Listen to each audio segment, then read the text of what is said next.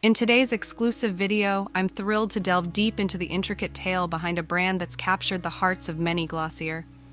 It's a tale that seamlessly combines modernity with the essence of classic entrepreneurship. So without further ado, let's immerse ourselves into this fascinating journey, starting with Glossier's conception, its heartbeat, and the brain behind it, Emily Weiss. Before exploring the brand itself, it's vital to understand the mind that created it. Emily's story not only provides context, but offers an in-depth perspective of the brand's roots. Though many might recognize the name, few know Emily's entire background, which surprised me in many aspects. Born and raised in Wilton, Connecticut, Emily decided to spread her wings and relocate to the vibrant New York City for her college education. NYU was her alma mater, where she majored in studio art, graduating in 2007. Around her college years, Emily didn't just limit herself to academics. She sought opportunities with renowned companies, such as Ralph Lauren and Teen Vogue. Her internship phase was particularly intriguing. Surprisingly, our very own Glossier founder graced the screen on The Hills, a popular TV show that had a cult following among millennials. Watching her interact with Lauren Conrad on the show, thanks to some clever editing, made for some captivating TV moments. Funny to think that this reality show participant would later become the founder of a cosmetic giant. Her stints didn't stop at Teen Vogue. After her graduation, she associated herself with W Magazine and Vogue. While juggling her Vogue job, she ignited her passion project, a blog. This was a time when bloggers were the original influencers, long before the term influencer was a mainstream concept. Emily, with her sharp insight, created a makeup-centric blog named Into the Gloss. This wasn't just a hobby. She would rise at 4 a.m., dedicating 4 hours to the blog before starting her Vogue day job. Through her blog, Emily discovered a recurring theme. Brands were finding it challenging to resonate with millennials. The question she continually asked herself was, would I proudly sport merchandise from this brand? This observation and her deep-rooted vision culminated in the creation of Glossier, directly inspired by Into the Gloss. The transformation from a blog in 2010 to a brand in 2014 wasn't easy. Emily faced rejection 11 times before finally receiving the green light on her 12th pitch. Glossier's inception wasn't just about products. It was about creating a dialogue, a direct bridge between the brand and the consumer. The goal was ambitious, to birth the first makeup brand driven by social narratives. With a solid start of $2 million in seed funding, Glossier began its journey with 4 fundamental products. Considering the 2014 makeup landscape, dominated by full glam aesthetics, Glossier's skin tint products were revolutionary. At a time when extreme coverage was the rage, Glossier dared to offer sheer coverage. In a world where the color palette revolved around vibrant and often loud shades, Glossier brought in the millennial pink, setting a trend even before it became the Pantone color of 2016. Despite its humble beginnings, Glossier didn't take long to establish its presence. Its meteoric rise and the subsequent establishment of physical stores in NYC and LA are testaments to its overwhelming popularity. These stores weren't mere retail outlets, they were experiences. From their offline editors clad in matching pink jumpsuits to their unique checkout system using iPads, the brand redefined the in-store experience.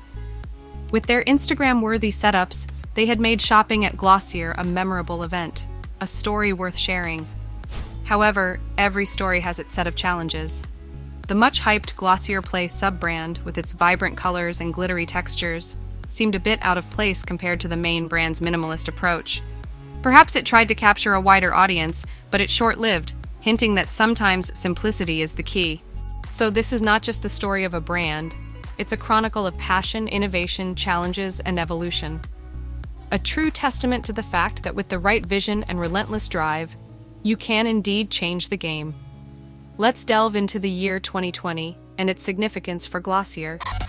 Until then, aside from the fleeting appearance of Glossier Play, the brand was soaring. It was a brand favorite with largely positive reviews.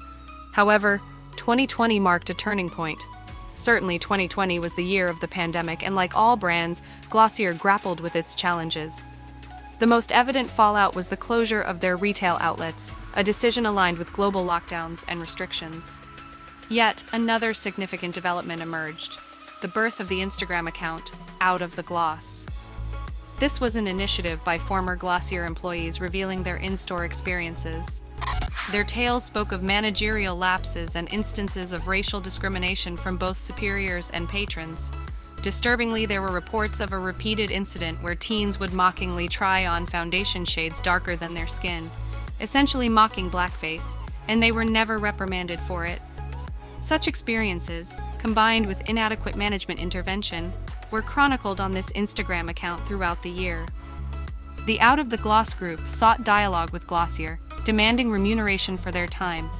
They wanted public acknowledgement and were adamant about continuous anti-racism training for managerial staff, a liaison for employees, transparency in wages, tangible metrics for performance evaluations, and a strict no-discrimination policy. As the year progressed, they also encouraged the public to boycott Glossier until adequate measures were taken.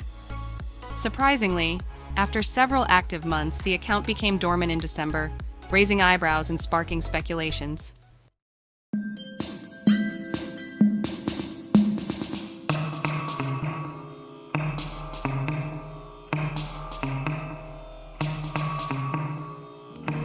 G-suit is a bold statement that doesn't even feel like you're making it. The perfect red. Bing cherries, blackberries. G-suit feels like my own lips put together. Sexy. A little bolder than I might be.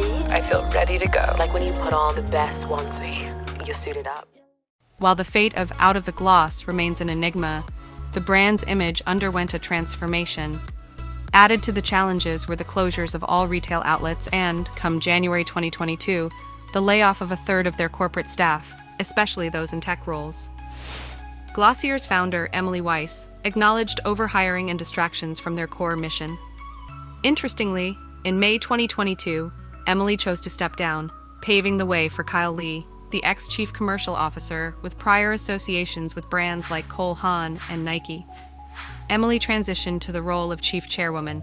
Today, under Lee, Glossier appears to be recalibrating its strategies. From being a direct-to-consumer brand, it is making inroads into retail spaces, with a recent debut at Sephora and refocusing on brick-and-mortar outlets. While several brands are closing down physical stores in favor of online avenues, Glossier's expansion into retail stores is a remarkable deviation. Currently, Glossier stores are present in various cities including Atlanta, DC, Philly, London, Louisiana, Miami, Seattle, and 2 in New York. The brand's trajectory, especially its expansion into physical retail spaces, is indeed intriguing. On the financial front, while IPO rumors buzz around, Glossier's current profitability remains unconfirmed. However, estimates from the previous year suggest a commendable rise from $100 million in 2018 to $180 million. Given this backdrop, reflecting on Glossier's journey prompts a myriad of thoughts. While it carved a niche in 2014, today, with a plethora of brands echoing its ethos, its unique identity seems diluted. What was once its USP now feels commonplace. The challenge for Glossier is to continually innovate and ensure product formulations are not just aesthetic, but also superior in quality. The brand's trajectory seems less of a straight rise and more of a roller coaster, with its ups, downs, and potential ascents. Your thoughts on this journey would be intriguing to hear.